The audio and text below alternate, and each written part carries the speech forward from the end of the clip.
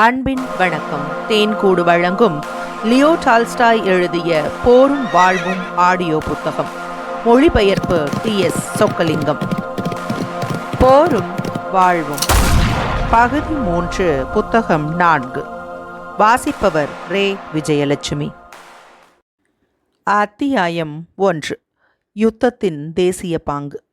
பாரடினோ யுத்தமும் அதற்கு பின்னால் ஏற்பட்ட மாஸ்கோ ஆக்கிரமிப்பும் அதன் பின்னால் எவ்விதமான போருமின்றி பிரெஞ்சுக்காரர்கள் ஓடியதும் சரித்திரத்தில் மிகுந்த அறிவு புகட்டக்கூடிய ஒரு விசித்திரமாகும்.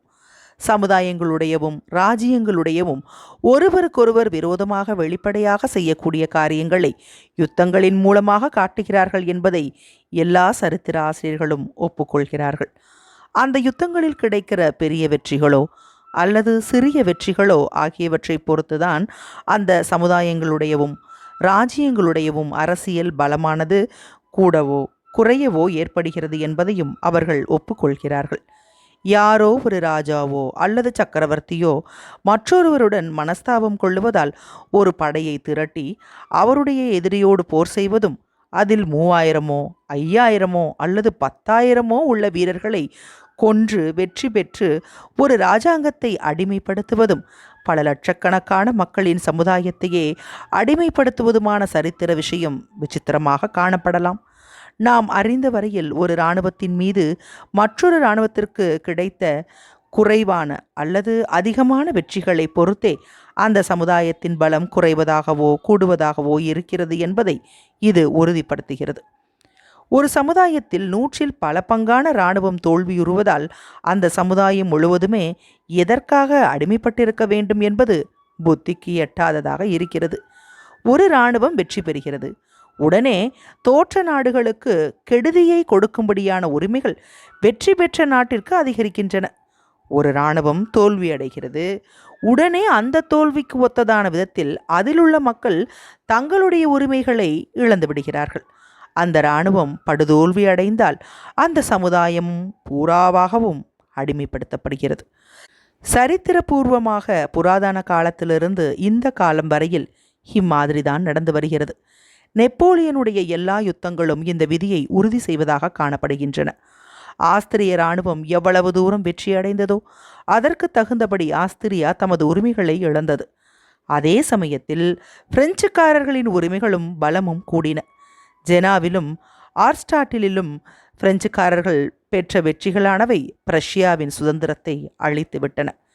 இப்படி இருக்கும்போது 1812 வருஷத்தில் மாஸ்கோவிற்கு பக்கத்தில் பிரெஞ்சுக்காரர்கள் ஒரு வெற்றியை அடைந்தார்கள். அப்புறம் வேறு போர்கள் எதுவும் இல்லாமல் மாஸ்கோ கைப்பற்றப்பட்டது. அதனால் ருஷ்யா அழிந்து விடவில்லை.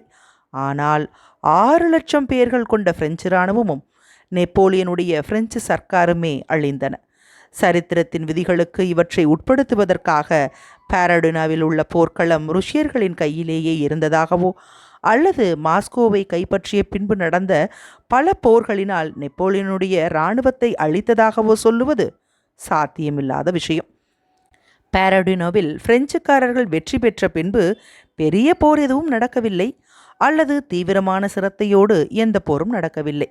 என்றாலும் பிரெஞ்சு இராணுவம் அழிந்து போயிற்று. இதற்கு என்ன அர்த்தம்? சீனாவின் சரித்திரத்திலிருந்து ஒரு உதாரணத்தை நாம் எடுத்துச் சொல்வோமானால் அந்த சம்பவமானது ஒரு சரித்திர அற்புதம் அல்ல என்று சொல்லலாம். தங்களுடைய முறைகளுக்கு ஒத்ததல்லாத எதையாவது கூறும்போது சரித்திர ஆசிரியர்கள் வழக்கமாக இந்த வழியைத்தான் பின்பற்றுவார்கள். சொற்ப பேர்கள் மட்டுமே கலந்து கொண்டு நடந்த சிறிய போராட்டங்களாயிருந்தால் அவற்றை அபூர்வமானவை என்று நாம் சொல்லலாம். ஆனால் இந்த சம்பவம் நமது தந்தையின் கண்களுக்கு முன்பாக நடந்த ஒரு சம்பவமாகும். அவர்களை பொறுத்தவரையில் அந்த பிரச்சனையானது அவர்களுடைய தந்தை நாட்டின் வாழ்வதா அல்லது சாவதா என்ற பிரச்சனையாக இருந்தது. அதுவும் தவிர எல்லா யுத்தங்களையும் விட மிக பிரமாதமான யுத்தமாக அது நடந்தது. பாரடினோ போர் முடிந்து பிரெஞ்சுக்காரர்களை வெளியேற்றிய சம்பவம் வரையில் நடந்த 1812 வருஷத்திய இராணுவ நடவடிக்கைகளை பார்த்தால் ஒரு போரில் வெற்றி பெறுவது ஒரு நாட்டை வெற்றி பெற்றதாக ஏற்க முடியாது என்பதை நிரூபிக்கிறது. ஒரு நாட்டை வெற்றி பெற்றதற்கான அறிகுறியை கூட அது காட்டவில்லை. ஆகவே மக்களின் விதியை நிர்ணயிப்பதானது வெற்றி வீரர்களிடமோ அல்லது இராணுவங்களிடமோ அல்லது யுத்தங்களிலோ இல்லை என்றும் வேறு ஏதோ ஒன்றில் இருக்கிறதென்றும் நிரூபிக்கப்படுகிறது. மாஸ்கோவை விட்டு புறப்படுவதற்கு முன்பாக பிரெஞ்சு இராணுவத்தின் நிலைமையை பற்றி பிரெஞ்சு சரித்திர ஆசிரியர்கள் குறிப்பிட்டிருக்கிறார்கள். அந்த மகத்தான இராணுவத்தில் குதிரைப்படையையும் பீரங்கிப்படையையும் போக்குவரத்து வண்டிகளையும் தவிர, ஏனெனில் குதிரைகளுக்கோ கால்நடைகளுக்கோ தீனி அகப்படவில்லை, மற்றபடி எல்லாம் ஒழுங்காய் இருந்ததாக அவர்கள் கூறுகிறார்கள். தீனி அகப்படவில்லை என்ற துரதிர்ஷ்டத்திற்கு யாராலும் பரிகாரம் தேட முடியாது. ஏனெனில் அந்த ஜில்லாவில் உள்ள விவசாயிகள் தங்களிடமிருந்த வைக்கோல்களை பிரெஞ்சுக்காரர்கள் அபகரிக்க விடவில்லை. அபகரிக்கக்கூடிய நிலைமை ஏற்படும் போது அந்த வைக்கோல்களை அவர்கள் நெருப்பு வைத்து கொளுத்து விடுவார்கள். ஆகவே அந்த வெற்றியானது வழக்கமாக கொடுக்கக்கூடிய பலன்களை கொடுக்கவில்லை.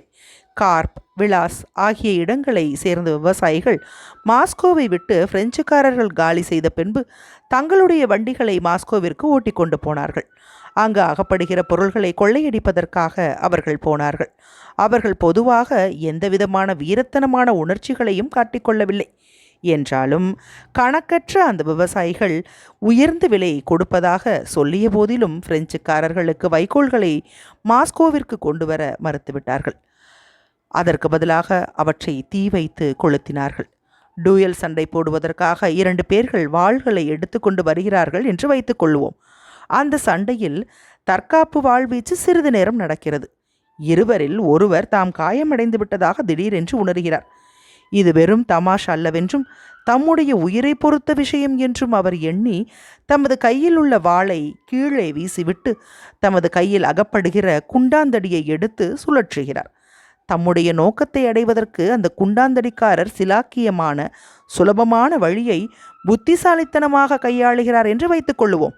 அதே சமயத்தில் பரம்பரை சம்பிரதாயங்களையும் கண்ணியத்தையும் நினைத்து தம்முடைய செய்கையை மறைப்பதற்கு விரும்பி தாம் வாழ்போரில் அந்த போரின் விதிகளின்படியே வாளை கொண்டே வெற்றி பெற்றதாக கூறுகிறார். இம்மாதிரி டூயல் சண்டையினால் எவ்வளவு குழப்பங்களும் தெளிவற்ற தன்மையும் ஏற்படும் என்பதை சொல்ல வேண்டியதில்லை. முறைப்படி டூயல் சண்டை வேண்டுமென்று விரும்பியதுதான் பிரெஞ்சு இராணுவமாகும். வாளை கீழே எறிந்துவிட்டு குண்டாந்தடியை தூக்கி சுழற்சியதுதான் ருஷ்ய மக்களாகும். டூயல் போரின் விதிகளின்படி இந்த காரியத்தை விளக்கிச் சொல்ல விரும்புகிறவர்கள்தான் அந்த சம்பவத்தை விளக்கி கூறிய சரித்திர ஆசிரியர்களாகும். ஸ்மாலன்ஸ்கை கொளுத்திய பின்பு ஒரு போர் ஆரம்பமாயிற்று. பழைய போர் சம்பிரதாயங்களை ஒட்டியதாக இல்லாமல் அந்த போர் இருந்தது. அவையாவன கிராமங்களையும் பட்டணங்களையும் கொளுத்துதல், போர்களுக்கு பின்னால் பின்வாங்கி போதல், பாராடினோவில் அடித்துவிட்டு மேலும் பின்வாங்குதல், மாஸ்கோவில் நெருப்பு ஏற்பட்டு அழிந்து போதல், கொள்ளைக்காரர்களை பிடித்தல், போக்குவரத்து வண்டிகளை கைப்பற்றுதல், கொரில்லா முறையில் போர் செய்தல், இவை எல்லாம் யுத்த சம்பிரதாய விதிகளுக்கு மாறுபட்டவையாகும். நெப்போலியன் இதை உணர்ந்தார். மாஸ்கோவில் தற்காப்பு செய்து கொள்ளும் நிலைமையை அவர் மேற்கொண்டார். தமது எதிரியிடம் ஒரு குத்துவாள் இருப்பதற்கு பதிலாக தமது தலைக்கு மேலே ஒரு பெரிய குண்டாந்தடியை அவன் உயர்த்தி பிடித்து கொண்டிருப்பதை கண்டார். யுத்த விதிகளுக்கு புறம்பாக காரியங்கள் நடப்பதாக குட்டுஜோவிடமும் அலெக்சாண்டர் சக்கரவர்த்தியிடமும் புகார் செய்வதை அவர் நிறுத்தவே இல்லை. கொல்லுவதற்கு கூட விதிகள் இருப்பது போல அவர் பேசினார். யுத்த விதிகளை பின்பற்றவில்லை என்று பிரெஞ்சுக்காரர்கள் புகார் சொல்லிய போதிலும் உயர் பதவியில் உள்ள சில ருஷ்யர்களுக்கு ஒரு குண்டாந்தடியை எடுத்து யுத்தம் செய்வது கண்ணியமல்லவென்று தோன்றிய போதிலும் அவர்கள் பாராமுகமாக இருந்துவிட்டார்கள். மக்களின் யுத்தமாகிய அந்த குண்டாந்தடியானது மிகுந்த பயங்கரத்தோடும் கம்பீரமான பலத்தோடும் எந்த விதியையும் கவனிக்காமலும் யாருடைய நினைப்பையும் பொருட்படுத்தாமலும் வேறு எதை பற்றியும் சிந்தனை செய்யாமலும் அந்த குண்டாந்தடியானது மேலே கிளம்பி கீழே வந்து அடித்து கொண்டே இருந்தது.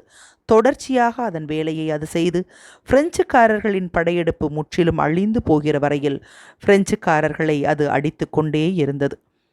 அந்த கலையின் விதிகளின்படி 1813ஆம் வருஷத்தில் பிரெஞ்சுக்காரர்கள் செய்ததைப் போல மக்கள் தங்களுடைய உடைவாளை கம்பீரமாகவும் மரியாதையாகவும் அந்த மகத்தான வெற்றி பெற்றவர்களுக்கு சமர்ப்பிக்காமல் இருந்தது நல்லதாகும். நெருக்கடியான சமயத்தில் அம்மாதிரி சந்தர்ப்பங்களில் மற்றவர்கள் எம்மாதிரியான விதிகளை மேற்கொண்டார்கள் என்பதை கேட்காமல் சுலபமாகவும் எளிதாகவும் கையில் அகப்படுகிற குண்டாந்தடியை தூக்கி அடிப்பதும் நல்லதாகும். மனதில் உள்ள வெறுப்பும் பழிவாங்கும் உணர்ச்சியும் தீர்ந்து அந்த இடங்களில் இகழ்ச்சியும் இரக்கமும் ஏற்படுகிற வரையில் அந்த குண்டாந்தடியால் அடித்து கொண்டே இருந்ததும் மக்களுக்கு நல்லதே ஆகும். அத்தியாயம் 1 நிறைவுற்றது. அத்தியாயம் 2 கொரில்லா போர்முறை. யுத்த விதிகள் என்று கூறப்படுபவைகளிலிருந்து விலகி நின்று செய்த அனுகூலமான காரியமாக ஒரு விஷயம் விளங்கியது. அதுதான் வெவ்வேறு இடங்களில் பரவி நின்று சிறு கூட்டங்கள் ஏராளமாக ஒன்று சேர்ந்திருக்கும் படைகளை தாக்குவதாகும். சொந்த நாட்டை காப்பாற்ற வேண்டிய நிலைமை ஏற்படும் போதெல்லாம் அம்மாதிரி செய்கைகள் எப்பொழுதுமே யுத்தங்களில் தோன்றுவதுண்டு. இரண்டு கூட்டங்கள் ஒன்றுக்கொன்று எதிரெதிராக நின்று அம்மாதிரி நடவடிக்கைகளில் போர் செய்வதில்லை. சிறு சிறு கூட்டங்களாக பிரிந்து நின்று தனித்தனியாக தாக்குவார்கள். எதிரிகள் அதிக பலமுள்ளவர்களாய் இருந்து திருப்பி தாக்கினால் பின்வாங்கி ஓடிவிடுவார்கள். மீண்டும் சந்தர்ப்பம் ஏற்படும் போது மறுபடியும் தாக்குவார்கள். இம்மாதிரி வேலைகளை கொரில்லாக்கள் ஸ்பெயின் நாட்டில் செய்தார்கள். காக்கசஸ் பிரதேசத்தில் மலைநாட்டு மக்கள் செய்தார்கள். 1812ஆம் வருஷத்தில் ருஷ்யர்களும் செய்தார்கள். இம்மாதிரி போர் முறையை கொரில்லா போர்முறை என்று அழைக்கிறார்கள். அம்மாதிரி சொல்லுவதால் அதன் அர்த்தத்தை பூராவாக விளக்கிவிட்டதாக மக்கள் நினைக்கிறார்கள். ஆனால் இந்த போர் முறையானது மிகவும் திறமை வாய்ந்த இராணுவ தந்திரம் என்று சொல்லப்படும் ஒரு விதிக்கு உட்பட்டதல்ல. அதற்கு நேர் விரோதமானதாகும்.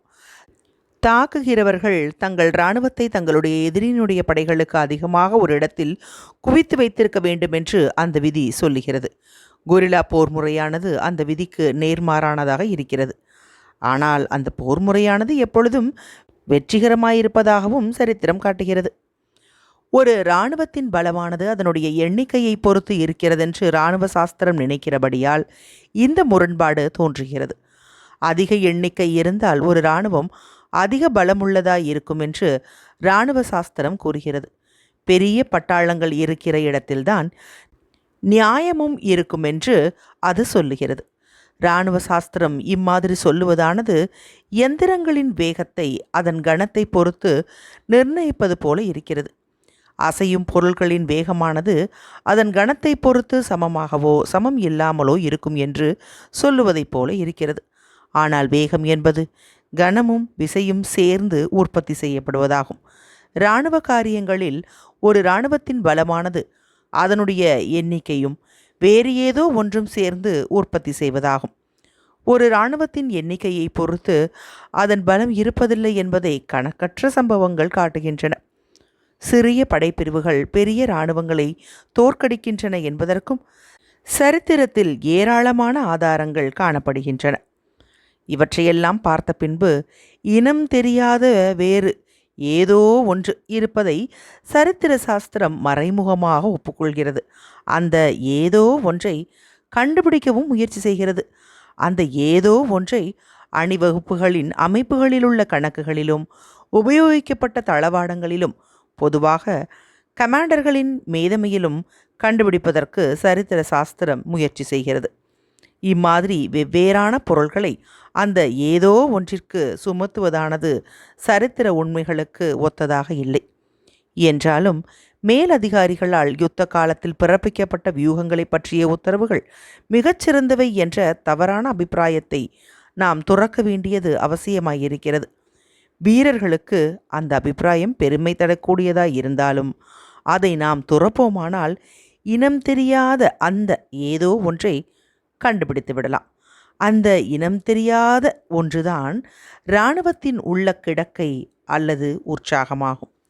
ஒரு இராணுவத்தை சேர்ந்த எல்லா மனிதர்களும் ஒரு மேதையின் சேனாதிபத்தியத்தின் கீழ் போர் செய்கிறார்களா அல்லவா என்பதை நினைக்காமல் குண்டாந்தடிகளால் போர் செய்கிறார்களா அல்லது துப்பாக்கிகளால் போர் செய்கிறார்களா என்பதையும் கவனிக்காமல் யுத்தம் செய்யவும் ஆபத்துகளை எதிர்நோக்கவும் எவ்வளவுக்கு எவ்வளவு கவனிக்காமல் தயாராயிருக்கிறார்களோ அதைத்தான் அந்த இனம் தெரியாத சக்தி என்று கூறுகிறோம்.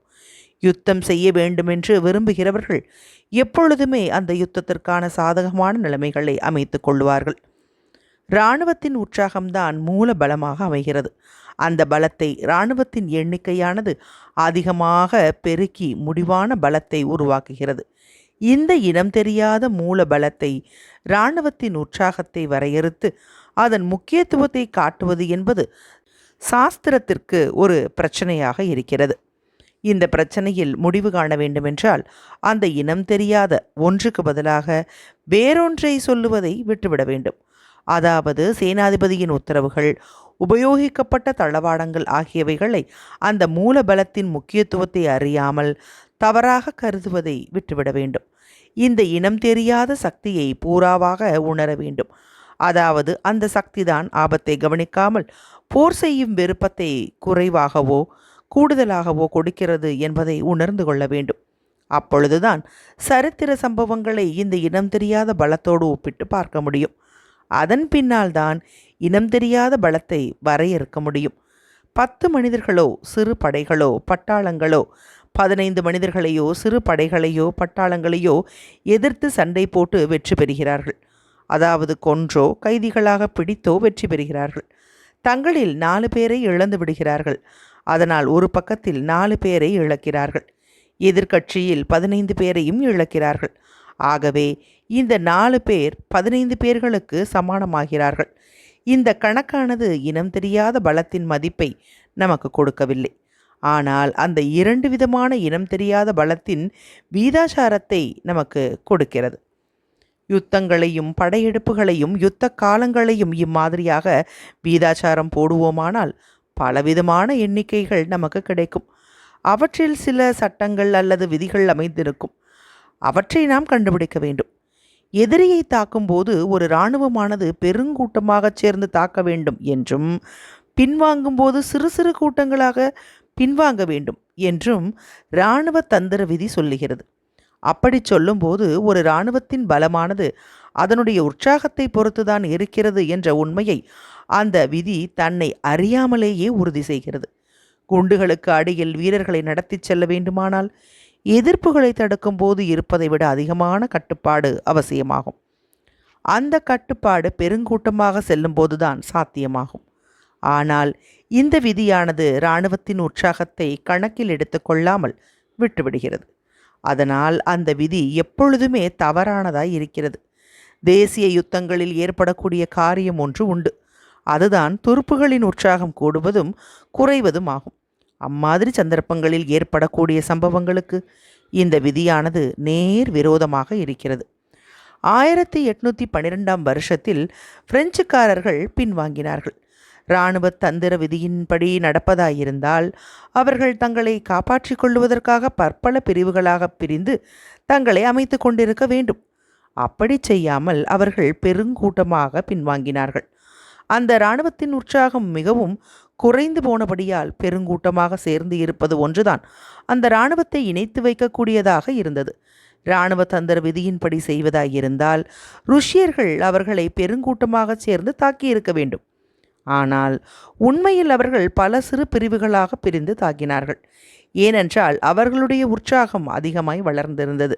அதனால் உத்தரவுகளை எதிர்பார்க்காமலேயே தனிநபர்கள் பிரெஞ்சுக்காரர்களை தாக்கினார்கள். அம்மாதிரி செய்து ஆபத்துகளையும் கஷ்டங்களையும் தாங்கிக் கொள்வதற்கு அவர்களுக்கு எந்தவிதமான கட்டாயமும் அவசியமும் இருந்ததில்லை. அத்தியாயம் 2 நிறைவுற்றது.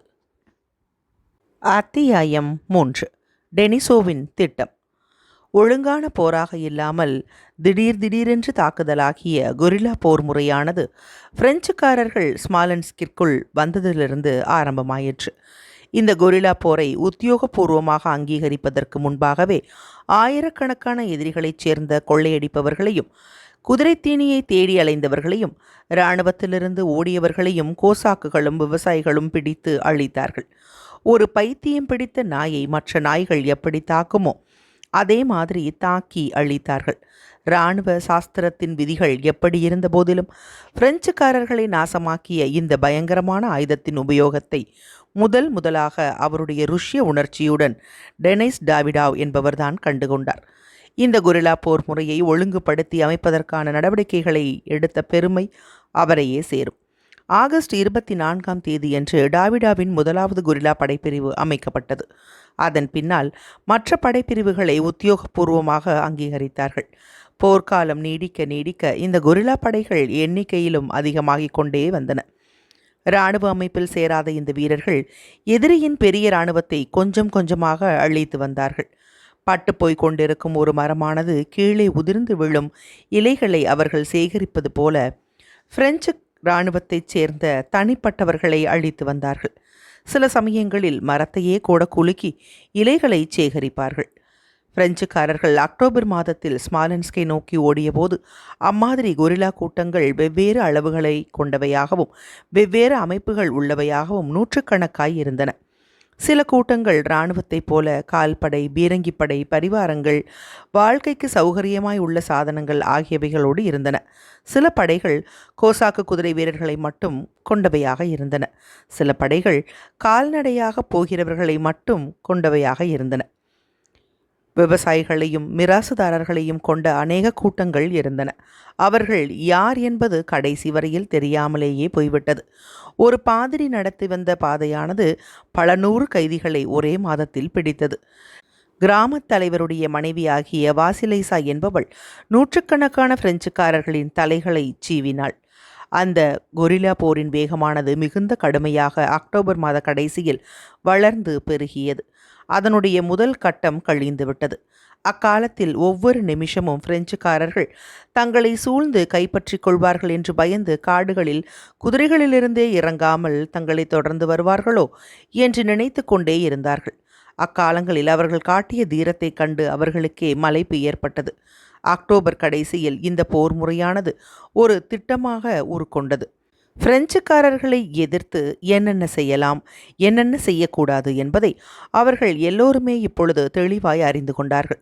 படைப்பிரிவுகளின் கமாண்டர்கள் தங்களுடைய பரிவாரங்களோடு இராணுவ விதிகளின்படி பிரெஞ்சுக்காரர்களிடமிருந்து ஒரு குறிப்பிட்ட தூரத்தில் வந்து கொண்டிருந்தார்கள். அவர்கள் மட்டுமே குரில்லாக்கள் சொல்லிய பல காரியங்கள் சாத்தியமற்றவை என்று நினைத்தார்கள்.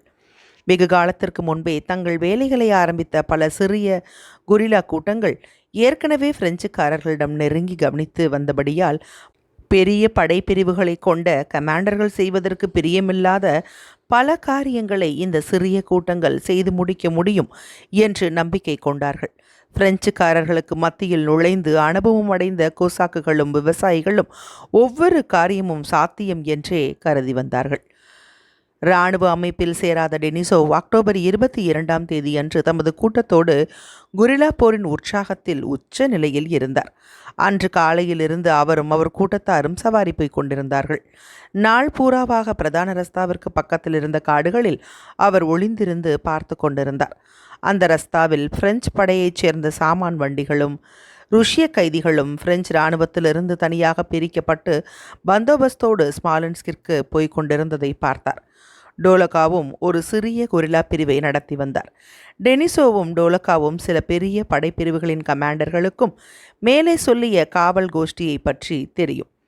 டெனிசோவ் சொன்ன மாதிரி அவர்களுக்கு எல்லாம் அந்த கோஷ்டியின் மீது ஆசை பிறந்தது. ஒரு போலந்து கமாண்டரும் ஒரு ஜெர்மன் கமாண்டரும் அந்த பிரெஞ்சு கோஷ்டியை தாக்குவதற்காக தங்களோடு வந்து சேரும்படி ஏக காலத்தில் டெனிசோவுக்கு அழைப்பு அனுப்பினார்கள்.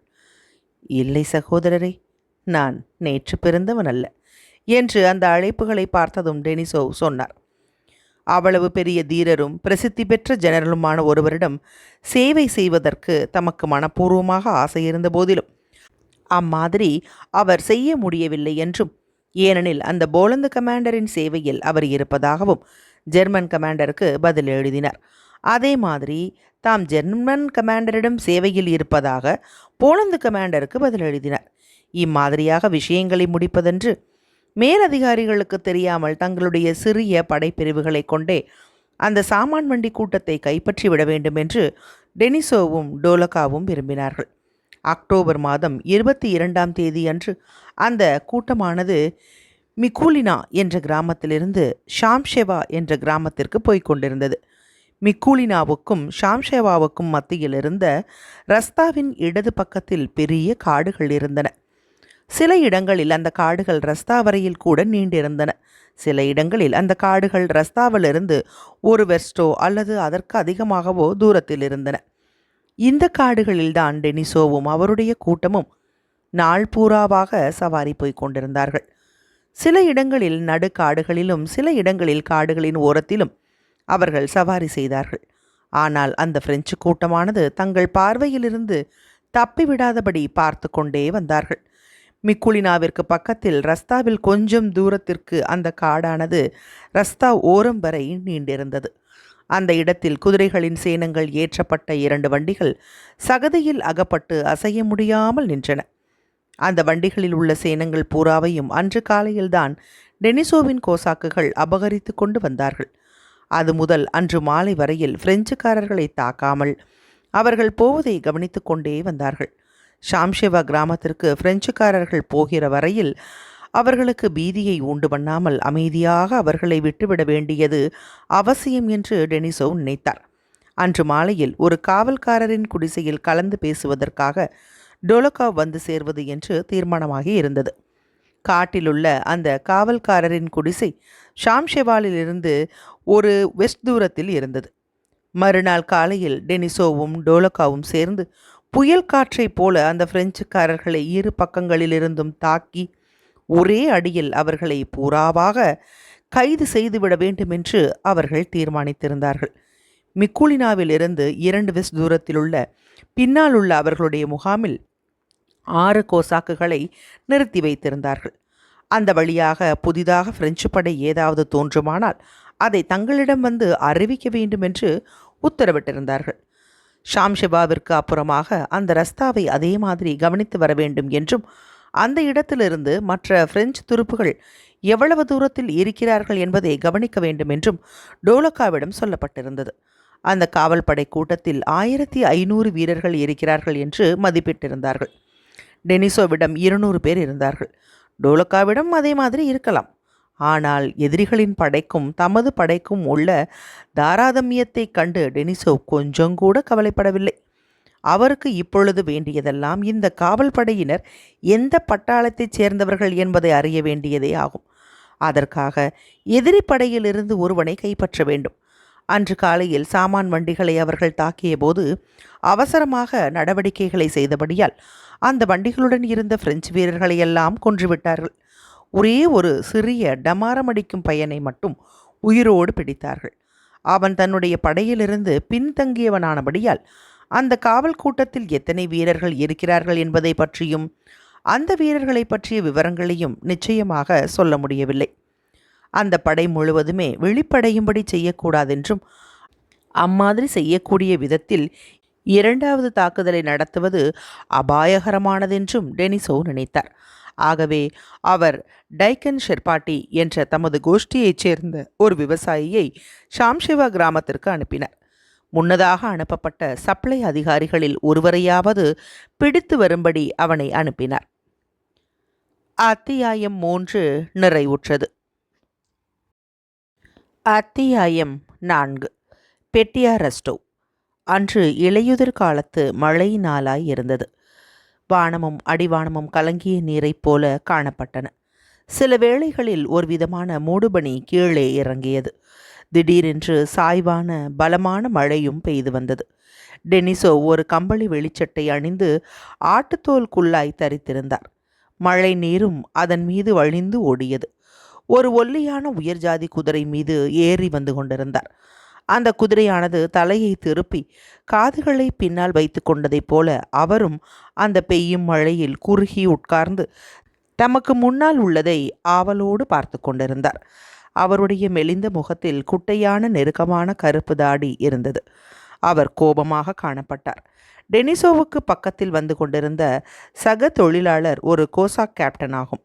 அவர் கம்பளி வெளிச்சட்டை அணிந்து ஆட்டுத்தோல் குள்ளாய் தரித்து மழமழப்பான ஒரு பெரிய குதிரை மீது ஏறி வந்தார். கேப்டன் லாவாய்ஸ்கி ஒரு உயரமான மனிதர். கம்பை போல நிமிர்ந்து காணப்பட்டார். வெள்ளெறிய முகம், அழகான தலைமுடி, குறுகிய கண்கள் கொண்ட அவருடைய முகத்தில் அமைதியும் திருப்தியும் காணப்பட்டன. குதிரையினுடையவும் சவாரி செய்கிறவருடையவும் விசேஷம் எதில் அடங்கி இருக்கிறது என்பதை ஒருவர் சொல்லுவது அசாத்தியம் என்றாலும் அந்த கேப்டனையும் டெனிசோவையும் முதலில் பார்த்தபோது ஒன்று தோன்றியது.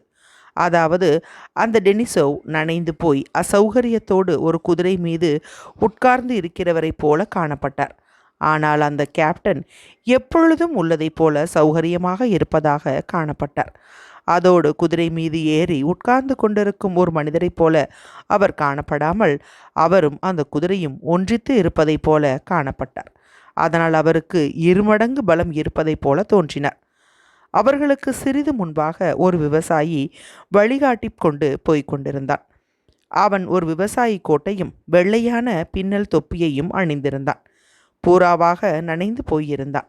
சிறிது பின்னால் பெரிய வாளையும் பிடரியையும் இரத்தம் சொட்டும் வாயையும் கொண்ட ஒரு சிறிய மெலிந்த கிர்கிச் குதிரை மீது ஒரு வாலிப அதிகாரி பிரெஞ்சு வெள்ளிக்கோட்டை அணிந்து கொண்டு சவாரி வந்தார். அவருக்கு பின்னால் கிழிந்து போன பிரெஞ்சு யூனிஃபாரத்தை அணிந்து கொண்டு ஒரு பையன் குதிரை மீது உட்கார்ந்திருந்தான். அவன் நீல நிற தொப்பியை அணிந்திருந்தான். அந்த பையன் அந்த குதிரை வீரனை தனது குளிர்ந்து போன சிவப்பான கைகளால் பற்றி கொண்டிருந்தான். தன்னுடைய பார்வையை உயர்த்தி ஆச்சரியத்தோடு சுற்றி பார்த்தான். இவன்தான் அன்று காலையில் கைது செய்யப்பட்ட பிரெஞ்சு டமாரம் அடிக்கும் பையன். அவர்களுக்கு பின்னால் அந்த நெருக்கமான சேறு நிறைந்த காட்டு ரஸ்தாவில் குதிரை வீரர்கள் 3 பேர்களாகவும் 4 பேர்களாகவும் வந்து கொண்டிருந்தார்கள். அவர்களுக்கு பின்னால் கோசாக்குகள் கம்பளி வெளிச்சட்டைகளோடும் பிரெஞ்சு வெளிச்சட்டைகளோடும், சிலர் தங்களுடைய தலைகள் மீது குதிரை ஜூல்களை போட்டுக்கொண்டும் வந்து கொண்டிருந்தார்கள். அந்த குதிரைகளும் மழையினால் நனைந்திருந்தபடியால் அவை கருஞ்சிவப்பா அல்லது பழுப்பு நிறமா என்று சொல்ல முடியாமல் ஒரே கருப்பாக தோன்றின. அவைகளுடைய பிடரிகள் மழையினால் படிந்து போய் இருந்தபடியால் பார்ப்பதற்கு மெலிந்தது போன்ற ஆச்சரியமாக காணப்பட்டன. அவற்றிலிருந்து நீராவி கிளம்பி கொண்டிருந்தது. உடைகளும் சேனங்களும் கடிவாளங்களும் எல்லாம் நனைந்து பொறுமி தரையைப் போலவும் தரையில் உதிர்ந்து கிடந்த இலைகளைப் போலவும் காணப்பட்டன. மனிதர்கள் அசைவதற்கு முயற்சி செய்யாமல் ஒடுங்கி உட்கார்ந்து கொண்டிருந்தார்கள்.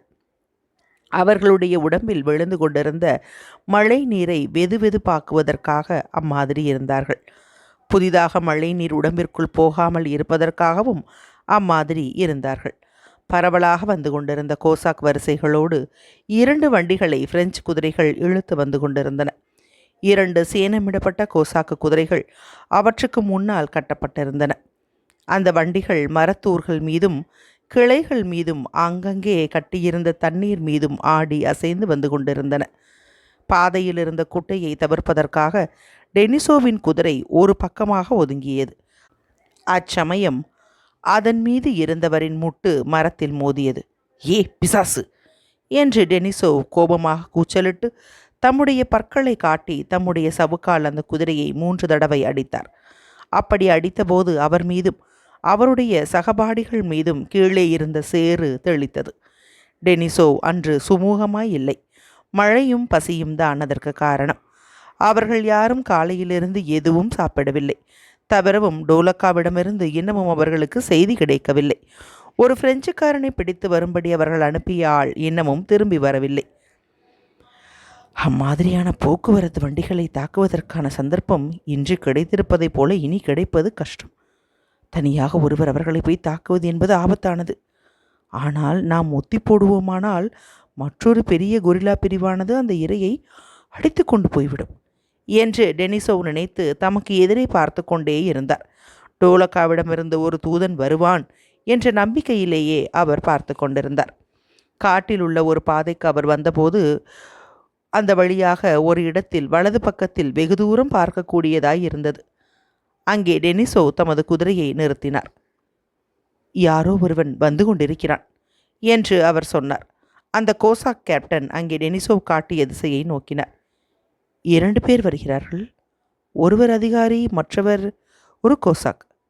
அவர்தான் லெப்டினன்ட் கர்னல் என்று நினைக்க முடியாது என்று அந்த கோசாக் கேப்டன் சொன்னார். வந்து கொண்டிருந்த இருவரும் வருகிற வழியில் உள்ள ஒரு பள்ளத்தாக்கில் இறங்கினார்கள். அதன் பின்னால் அவர்கள் கண்களுக்கு தெரியவில்லை. சில நிமிஷங்களுக்கு பின்னால் மீண்டும் அவர்கள் சமதளத்திற்கு மேலே வந்தார்கள். களைப்படைந்த பாய்ச்சலில் ஒரு குதிரை மீது தமது சாட்டையுடன் ஒரு அதிகாரி நனைந்து கொண்டும் அவருடைய கால் சட்டைகளை முழங்கால் வரை தூக்கி மடித்து கொண்டும் சவாரி வந்து கொண்டிருந்தார். அவருக்கு பின்னால் அங்குபடியில் நின்றபடியே ஒரு கோசாக் துரித நடையில் சவாரி வந்தான். அந்த அதிகாரி ஒரு மிகவும் சிறிய வாலிபராக இருந்தார். அவருடைய சிவந்த முகம் அகலமாய் இருந்தது. கண்கள் கூர்மையாக மகிழ்ச்சியாக இருந்தன. அவர் டெனிசோவிடம் சவாரி வந்து அவரிடம் ஒரு நனைந்து போன கடிதத்தை கொடுத்தார். ஜெனரலிடமிருந்து நான் வருகிறேன். அந்த கடிதத்தை நனையாமல் கொண்டு வர முடியாததற்காக மன்னிப்பீராக என்று அந்த அதிகாரி சொன்னான். முகம் சொல்லித்து டெனிசோ அந்த கடிதத்தை வாங்கி திறந்து பார்த்தார். இதோ அவர்கள் அது ஆபத்தானது, அது ஆபத்தானது என்று நமக்கு சொல்லிக் கொண்டிருக்கிறார்கள் என அந்த அதிகாரி கோசாக் கேப்டனிடம் கூறிக்கொண்டிருந்தார். டெனிசோ அந்த கடிதத்தை வாசித்துக் கொண்டிருந்தார். காமாரோவும் நானும் அவர் அந்த கோசாக்கை சுட்டிக்காட்டினார். தயாராயிருந்தோம். நாங்கள் இருவரும் 2 கைத்துப்பாக்கிகளை வைத்திருந்தோம். ஆனால் இது என்ன என்று அவர் அந்த பிரெஞ்சு டமார பையனை பார்த்ததும் கேட்டார். ஒரு கைதியா? நீங்கள் ஏற்கனவே நடவடிக்கையை ஆரம்பித்து விட்டீர்களா? நான் அவனிடம் பேசலாமா? ரெஸ்டோவ், பெட்டியா என்று அந்த கடிதத்தை படித்து கொண்டிருந்த டெனிசோ கூச்சலிட்டார். நீ யார் என்பதை ஏன் என்னிடம் சொல்லவில்லை என்று கேட்டு அந்த சிறுவனை பார்த்து புன்னகை கொண்டு தமது கையை நீட்டினார். அந்த அதிகாரிதான் பெட்டியா ரெஸ்டோவ். வழி பூராவாக ஒரு வயது வந்த மனிதருக்கு தகுந்த முறையில் டெனிசோவுடன் எம்மாதிரி பழக வேண்டும் என்பதை பற்றி பெட்டியா யோசித்து கொண்டே வந்தார். முன்னால் உள்ள பழக்கத்தை குறிப்பிடாமலேயே இருக்க வேண்டும் என்று அவர் நினைத்தார். ஆனால் டெனிசோ அவரை பார்த்து புன்முறுவல் கொண்டது. பெட்டியாவின் முகம் ஒளிர்விட்டது. மகிழ்ச்சியினால் நாணி முகம் சிவந்தார். உத்தியோக முறையில் எப்படி இருக்க வேண்டுமென்று தாம் நினைத்து வந்தாரோ அதை மறந்துவிட்டார். வியாஜ்மா பக்கத்தில் நடந்த போரில் தாம் கலந்து கொண்டதை அவர் சொல்ல ஆரம்பித்தார். ஒரு குதிரை வீரர் அங்கே எம்மாதிரி வீரத்தனமாக நடந்து கொண்டார் என்பதை பற்றியும் அவர் சொன்னார். நல்லது, நான் உம்மை பார்ப்பதற்காக சந்தோஷமடைகிறேன் என்று டெனிசோ இடைமறித்து கூறினார். அவருடைய முகம் மீண்டும் கவலை தோன்றிய தோற்றத்தோடு காணப்பட்டது. மைக்கேல் போக்லைட்டிச் என்று அவர் அந்த கோசாக் கேப்டனை பார்த்து சொன்னார். மீண்டும் இந்த கடிதம் அந்த ஜெர்மானியரிடமிருந்து வந்திருக்கிறது. பெட்டியாவை சுட்டிக்காட்டி இவர் அவரிடம் சேவை செய்கிறார் என்று சொன்னார். முன்பே தம்முடன் டெனிசோ சேர்ந்து போக்குவரத்து வண்டிகளை தாக்க வேண்டுமென்று ஒரு ஜெர்மன் ஜெனரல் கேட்டுக்கொண்டிருந்தார். அதையே தான் திரும்பவும் இந்த கடிதத்தில் அவர் கேட்கிறார் என்று டெனிசோ கூறினார். நாம் நாளை செய்யாவிட்டால் அவர் நம்மிடமிருந்து இந்த இரையை பிடுங்கிக் கொள்வார் என்றும் டெனிசோ கூறினார். அந்த கோசாக் கேப்டனிடம் டெனிசோ பேசி கொண்டிருந்த போது பெட்டியாவுக்கு டெனிசோவின் கனிவில்லாத குரலானது தம்முடைய கால் சட்டைகள் நனைந்திருந்தபடியால் ஏற்பட்டிருக்கும் என்று தோன்றியது. ஆகவே அந்த கால் சட்டையை தம்முடைய பெரிய கோட்டிற்கு இழுத்து விட்டு கொண்டார். அப்படி செய்யும்போது இராணுவ தோரணையை விடாமல் காட்டிக்கொண்டிருந்தார். மேன்மை தங்கியவரே, நீர் ஏதாவது உத்தரவு கொடுக்கிறீரா என்று அவர் டெனிசோவிடம் கேட்டார். அப்படி கேட்டபோது தம்முடைய கையை நெற்றியில் வைத்து சல்யூட் செய்தார். மீண்டும் ஒரு ஜெனரலுக்கும் உதவியாளருக்கும் உள்ள உறவை போல அவர் நடிக்க ஆரம்பித்தார். அல்லது நான் இங்கே மேன்மை தங்கியவருடன் இருக்கலாமா? உத்தரவுகளா என்று டெனிசோ சிந்தனையோடு திருப்பிச் சொன்னார். நாளை வரையில் நீர் இங்கே தங்கியிருக்க முடியுமா? ஹோ, தயவு செய்யுங்கள், நான் உம்முடன் தங்கியிருக்கலாமா என்று பெட்டியா கேட்டார். ஆனால் அந்த ஜெனரல் உம்மிடம் என்ன சொன்னார்? உடனே திரும்பி வர வேண்டும் என்று சொன்னாரா என்று டெனிசோ கேட்டார். பெட்டியா நாணி முகம் சிவந்தார். அவர் எனக்கு ஒரு உத்தரவும் கொடுக்கவில்லை. உம்முடன் தங்கலாம் என்று நான் நினைக்கிறேன் என்று மீண்டும் கேள்விக்குறியோடு கேட்டார். நல்லது, ரொம்ப சரி என்று டெனிசோ பதிலளித்தார். காட்டுக்குள் காவல்காரன் குடிசைக்கு பக்கத்தில் முன்னால் ஏற்பாடு செய்திருந்த இடத்திற்கு ஒரு கோஷ்டி போக வேண்டுமென்று அவர் உத்தரவிட்டார். ஒரு உதவியாளரின் கடமைகளை செய்து கொண்டிருந்த அந்த கிர்கிச் குதிரை மீது அமர்ந்திருந்த அதிகாரியிடம் டோலக்காவ் எங்கே இருக்கிறார் என்றும் அவர் அன்று மாலை வர முடியுமா என்றும் பார்த்து வரும்படி அனுப்பினார். தாமும் தம்முடன் கோசாக் கேப்டனும் பெட்டியாவும் அந்த காட்டின் கோடி வரையில் போவது என்று உத்தேசித்திருந்தார். அந்த காட்டின் கோடி ஷாம்ஷெவா என்ற இடம் வரையில் நீண்டிருந்தது. அங்கே தங்கியிருந்த பிரெஞ்சு முகாமை பார்க்க விரும்பினார். அதைத்தான் மறுநாள் அவர்கள் தாக்குவதாக திட்டம் போட்டிருந்தார்கள்.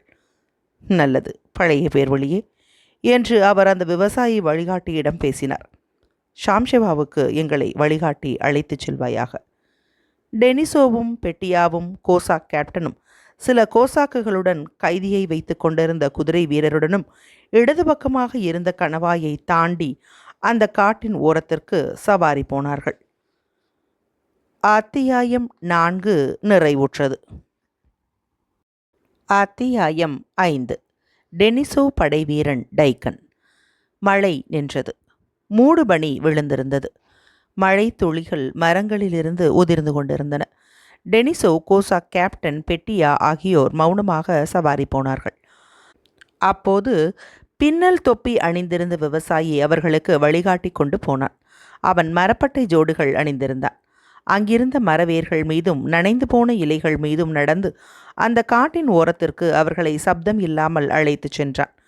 ஒரு மேட்டின் மீது அவன் ஏறி அங்கே நின்று தன்னை சுற்றி பார்த்தான். பின்னால் மரங்கள் அடர்த்தி இல்லாமல் இருந்த ஒரு இடத்திற்கு போனான். அந்த பெரிய ஒரு ஓக் மரத்திடம் போனவுடன் அவன் அங்கே நின்று அவர்களை வரும்படி விசித்திரமாக கையை காட்டினான். டெனிசோவும் பெட்டியாவும் அவனிடம் போனார்கள். அந்த விவசாயி நின்று கொண்டிருந்த இடத்திலிருந்து அவர்களால் பிரெஞ்சுக்காரர்களை பார்க்க முடியாது. அந்த காட்டிற்கு அப்புறமாக ஒரு பள்ளச்சரிவில் ரைதானிய வயல் இருந்தது. வலது பக்கத்தில் ஒரு செங்குத்தான கணவாய்க்கு அப்புறமாக ஒரு சிறிய கிராமம் இருந்தது. ஒரு மிராசுதாரரின் வீடு அழிந்த கூரையோடு காணப்பட்டது. அந்த கிராமத்தில், அந்த வீட்டில், அந்த தோட்டத்தில், கிணற்றுக்கு பக்கத்தில், குளத்துக்கு பக்கத்தில், இன்னும் உயரமாய் காணப்பட்ட தரையில், எல்லா இடங்களின் மீதும் பாலத்திலிருந்து அந்த கிராமத்திற்கு போகும் அந்த ரஸ்தா முழுவதிலும் கூட்டம் கூட்டமாக மனிதர்கள் அந்த பிரகாசமான மூடுபனியின் வழியாக காணப்பட்டார்கள். அவர்கள் காணப்பட்ட இடம் சுமார் 500 கெஜ தூரம் இருக்கும். ருஷ்யர்கள் அல்லாத அவர்கள் அவர்களுடைய குதிரைகளை பார்த்து கூச்சலிட்டு கொண்டும் அந்த குன்றில் ஏறுவதற்காக குதிரைகளை விரட்டி கொண்டும் இருந்தார்கள். அவர்கள் ஒருவரை ஒருவர் அழைப்பது கூட தெளிவாக கேட்டது. அந்த கைதியை இங்கே கொண்டு வா என்று டெனிசோவ் தாழ்ந்த குரலில் கூறினார். ஆனால் தமது பார்வையை அந்த பிரெஞ்சுக்காரர்களிடமிருந்து அவர் எடுக்கவில்லை. ஒரு கோசாக் குதிரையிலிருந்து இறங்கி அந்த பையனை கீழே இறக்கிவிட்டு டெனிசோவிடம் கொண்டு வந்தான். அந்த பிரெஞ்சு துருப்புகளை சுட்டிக்காட்டி அவர்கள் எந்த வகுப்பை சேர்ந்தவர்கள் என்று டெனிசோவ் அவனிடம் கேட்டார். அந்த சிறுவன் தன்னுடைய குளிர்ந்த கைகளை ஜேபிகளில் நுழைத்து கொண்டு தனது புருவங்களை உயர்த்தி டெனிசோவை நோக்கினான். அவனுக்கு தெரிந்த விஷயங்களை எல்லாம் சொல்ல வேண்டுமென்ற ஆசை இருந்த போதிலும் அவன் குழப்பமான பதில்களை சொல்லிக் கொண்டிருந்தான். அதாவது டெனிசோவ் என்ன கேட்டாலும் அதற்கு ஆமாம் என்று சொல்லிக் கொண்டிருந்தான். டெனிசோவ் முகம் சுழித்து அவனிடமிருந்து திரும்பிக் கொண்டார். பின்னால் கோசாக்கின் கேப்டனை பார்த்து தம்முடைய யூகங்களை சொன்னார். பெட்டியா வேகமாக தனது தலையை திருப்பினார். அந்த டமார பையனையும் டெனிசோவையும் அந்த கோசாக் கேப்டனையும் அந்த கிராமத்திலும் அந்த ரஸ்தாக்களிலும் இருந்த பிரெஞ்சுக்காரர்களையும் பார்த்தார். முக்கியமாக எதையும் பார்க்காமல் விட்டுவிடக்கூடாதே என்ற நினைப்பில் பார்த்தார். டோலகா வந்தாலும் சரி, வராவிட்டாலும் சரி, நாம் அவர்களை பிடிக்க வேண்டும் என்று டெனிசோ தமது கண்களில் மகிழ்ச்சி பிரகாசம் தோன்ற கூறினார். இந்த இடம் ரொம்ப பொருத்தமான இடம் என்று அந்த கோசாக் கேப்டன் கூறினார். அந்த சதுப்பு நிலத்திற்கு பக்கத்தில் உள்ள இடத்திற்கு நம்முடைய காலாட்படையை அனுப்புவோம் என்று டெனிசோவ் மேலும் சொன்னார். அவர்கள் அந்த தோட்டத்திற்கு தவழ்ந்து போவார்கள். பின்னால் அங்கிருந்த கோசாக்குகளோடு நீங்கள் பறந்து போகலாம் என்று கிராமத்திற்கு அப்பால் இருந்த அந்த காட்டில் ஒரு இடத்தை சுட்டி காட்டினார். நானும் என்னுடைய குதிரைப்படை வீரர்களும் அங்கே வருகிறோம். ஒரு துப்பாக்கி வேட்டு போட்டதும் அந்த பள்ளத்தாக்கை கடக்க முடியாது. அங்கே ஒரு சதுப்பு நிலம் இருக்கிறது. குதிரைகள் அதில் அமிழ்ந்துவிடும். இடது பக்கமாக சுற்றி கொண்டுதான் நாம் போக வேண்டும் என்று அந்த கோசாக் கேப்டன் சொன்னார். மெதுவான குரலில் அவர்கள் பேசிக்கொண்டிருந்த போது அந்த குளத்திற்கு பக்கத்தில் இருந்த பள்ளமான பூமியிலிருந்து ஒரு துப்பாக்கி சப்தம் கேட்டது. அதன் பின்னால் வெள்ளை புகை வெளியே தெரிந்தது. பின்னால் மற்றொரு துப்பாக்கி சப்தம் கேட்டது. நூற்றுக்கணக்கான மகிழ்ச்சியுள்ள பிரெஞ்சுக்காரர்களின் குரல்களும் அந்த பள்ளத்தாக்கில் இருந்து வந்தன. ஒரு வினாடி டெனிசோவும் கோசாக் கேப்டனும் பின்வாங்கினார்கள். அவர்கள் அங்கே வெகு சமீபமாக இருந்ததால் தங்களை பார்த்தே அந்த சுடுதல்களும் கூச்சல்களும் ஏற்பட்டிருக்க வேண்டும் என்று நினைத்தார்கள். ஆனால் அவை அவர்களை பற்றியது அல்ல. அவர்களுக்கு சிறிது தூரத்தில் கீழே ஒரு சிவப்பு துணியை கட்டிக்கொண்டு ஒருவன் சதுப்பு நிலத்தில் ஓடுவதை கண்டார்கள். அந்த பிரெஞ்சுக்காரர்கள் அவனை பார்த்துதான் கூச்சலிட்டு சுட்டு கொண்டிருந்தார்கள் என்று தோன்றியது. என்ன, அவன் அவன் நமது டைக்கன், கோசாக் கேப்டன் கூறினான். அவனைதான் அந்த அயோக்கிய பயல் என்று டெனிசோ கூறினார். அவன் அவன் தப்பி ஓடிவிடுவான் என்று அந்த கோசாக் கேப்டன் தம்முடைய கண்களை இறுக்கி பார்த்து கொண்டு கூறினான். அவர்கள் டைக்கன் என்று அழைத்த அவன் அங்கிருந்த ஓடைக்கு ஓடிச் சென்று அதன் உள்ளே குதித்ததால் அந்த வேகத்தில் அதிலிருந்து தண்ணீர் மேலே சிதறியது. ஒரு நிமிஷம் அவனை காணவில்லை. பின்னால் அவன் உடம்பெல்லாம் நனைந்து குளத்திலிருந்து வெளியே வந்து அங்கிருந்தும் ஓடினான். அவனை விரட்டி கொண்டிருந்த பிரெஞ்சுக்காரர்கள் மேலும் விரட்டாமல் நின்றுவிட்டார்கள். கெட்டிக்காரன் என்று அந்த கோசாக் கேப்டன் கூறினார். எப்பேற்பட்ட மிருகம் என்று டெனிசோ தம்முடைய பழைய எரிச்சலான தோற்றத்தோடு கூறினார். அவன் இதுவரை என்ன செய்து கொண்டிருந்தான்? அவன் யார் என்று பெட்டியா கேட்டார். அவன் நம்முடைய குறிதவராமல் சுடக்கூடிய சிப்பாய். அவனை ஒரு பிரெஞ்சுக்காரனை பிடித்து வரும்படி நான் அனுப்பினேன். ஓ ஆம் என்று பெட்டியா சொல்லி டெனிசோவின் முதல் வார்த்தைகளை கேட்டதும் தலையை ஆட்டி தாம் எல்லாவற்றையும் அறிந்து கொண்டதைப் போல காட்டினார். ஆனால் உண்மையில் அவருக்கு அதை பற்றி ஒன்றுமே தெரியாது. டைக்கன் ஷெர்பாட்டி என்பவன் அவர்களுடைய கூட்டத்தில் மிகுந்த அத்தியாவசியமான ஒருவன். பாக்ரோவ்ஸ்க் என்ற இடத்தைச் சேர்ந்த ஒரு விவசாயி. அந்த ஊர் காட் என்ற நதிக்கு பக்கத்தில் இருந்தது. அவருடைய வேலைகளை ஆரம்பித்த காலத்தில் பாக்ரோவ்ஸ்க் என்ற ஊருக்கு டெனிசோ வந்தார். வழக்கம் போல அந்த ஊரைச் சேர்ந்த கிராமத் தலைவனை அழைத்தார். பிரெஞ்சுக்காரர்களை பற்றி அவனுக்கு என்ன தெரியும் என்று கேட்டார். அவன் எல்லா கிராமத் தலைவர்களும் சொல்லுகிற பதிலைப் போல தன்னை காப்பாற்றிக் கொள்ள தான் பிரெஞ்சுக்காரர்களை பார்க்கவோ கேட்கவோ இல்லை என்று சொன்னான். டெனிசோ தம்முடைய உத்தேசத்தை பற்றி அவனிடம் சொன்னார். அதாவது பிரெஞ்சுக்காரர்களை கொல்வதே தமது நோக்கம் என்றும் அந்த பிரெஞ்சுக்காரர்கள் வழிதவறி அங்கே வரவில்லையா என்றும் கேட்டார். அச்சமயம் அந்த கிராமத் தலைவனும் கொள்ளைக்காரர்கள் அந்த கிராமத்திற்கு வந்ததாக சொன்னான். ஆனால் டைக்கன் என்பவன் இந்த விஷயத்தை கவனித்து வருகிறான் என்றும் சொன்னார். டெனிசோ அவனை அழைத்து வரும்படி சொன்னார். அவனிடம் அவனுடைய செய்கைகளுக்காக அவனை புகழ்ந்து அந்த கிராமத் தலைவர்களின் முன்னிலையில் ஜார் சக்கரவர்த்தியிடம் அவனுக்குள்ள விசுவாசத்தையும் நாட்டினிடம் உள்ள விசுவாசத்தையும் பாராட்டினார். தந்தை நாட்டில் உள்ள மக்கள் எல்லோரும் பிரெஞ்சுக்காரர்கள் மீது துவேஷம் கொள்ள வேண்டும் என்றும் சொன்னார். நான் பிரெஞ்சுக்காரர்களுக்கு எவ்விதமான தீங்கும் செய்வதில்லை என்று டெனிசோவின் வார்த்தைகளை கேட்டு பீதி அடைந்து டைக்கன் சொன்னான். நாங்கள் அவர்களிடம் தமாஷ் செய்து கொண்டுதான் இருந்தோம். உமக்கே தெரியும், நாங்கள் அந்த கொள்ளைக்காரர்கள் சுமார் 20 பேர்களை கொண்டிருப்போம். அதை தவிர எவ்விதமான கெடுதலும் நாங்கள் செய்யவில்லை. பாக்ரோவ்ஸ்க் என்ற ஊரை விட்டு மறுநாள் டெனிசோ புறப்பட்ட போது அந்த விவசாயியை மறந்தே போனார். அச்சமயத்தில் அந்த விவசாயி அவருடைய கோஷ்டியில் வந்து சேர்ந்திருக்கிறான் என்றும் அதிலேயே தங்கியிருக்கும்படி அவன் கேட்டுக்கொள்கிறான் என்றும் டெனிசோவிடம் கூறினார்கள். அம்மாதிரியே அவன் இருக்கும்படி டெனிசோ உத்தரவிட்டார். அந்த கோஷ்டிக்கு வேண்டிய எடுபிடி வேலைகளை முதலில் டைக்கன் கவனித்து வந்தான். அதாவது கணப்பு மூட்டங்கள் போடுவது, தண்ணீர் கொண்டு வருவது, செத்த குதிரைகளின் தோள்களை உரிப்பது, இம்மாதிரியான வேலைகளை செய்து வந்தான். ஆனால் அவனுக்கு அந்த கோஷ்டியினுடைய யுத்த காரியங்களில் மிகுந்த பிரியம் இருக்கிறது என்பதை சீக்கிரமாக காட்டினான். இரவு நேரங்களில் அவன் எதிரிகளை கொள்ளையடிப்பதற்காக போவான். அவன் எப்போதுமே பிரெஞ்சுக்காரர்களின் துணிகளையும் ஆயுதங்களையும் கொண்டு வருவான். அவனிடம் சொல்லிய சமயங்களில் பிரெஞ்சுக்காரர்களை உயிரோடும் பிடித்து வருவான். டெனிசோ அவனை கஷ்டமான வேலைகளை செய்ய வேண்டாம் என்று சொல்லி தம்மோடு தாம் எங்கே போனாலும் அவனை அழைத்துச் சென்றார். கோசாக் படையில் அவனையும் சேர்த்து கொண்டார். குதிரை சவாரி செய்வதில் டைக்கனுக்கு விருப்பமில்லை. அவன் எப்பொழுதும் கால்நடையில்தான் போவான். அதிலும் அவன் குதிரைகளுக்கு பின்தங்கியது இல்லை. அவன் ஒரு துப்பாக்கியை தமாஷாக்காக கையில் வைத்து கொள்ளுவான். ஒரு வேல் கம்பையும் ஒரு கோடாரியையும் வைத்திருப்பான். ஓநாய்கள் தங்களுடைய பற்களை எம்மாதிரி உபயோகப்படுத்துமோ அதே மாதிரி லாவகமாக கனமான எலும்புகளை முறிக்கவோ அல்லது ஒரு ஈயை கொல்லவோ அந்த கோடாரியை அவன் உபயோகிக்க முடியும். ஒரு கை நீள தூரத்திற்கு அப்புறம் உள்ள கட்டைகளை கூட அவன் ரொம்ப குறிப்பாக பிளந்து தள்ளுவான். அல்லது சிறிய கரண்டிகளை அந்த கோடாரியின் நுனியினால் செய்து காட்டுவான்.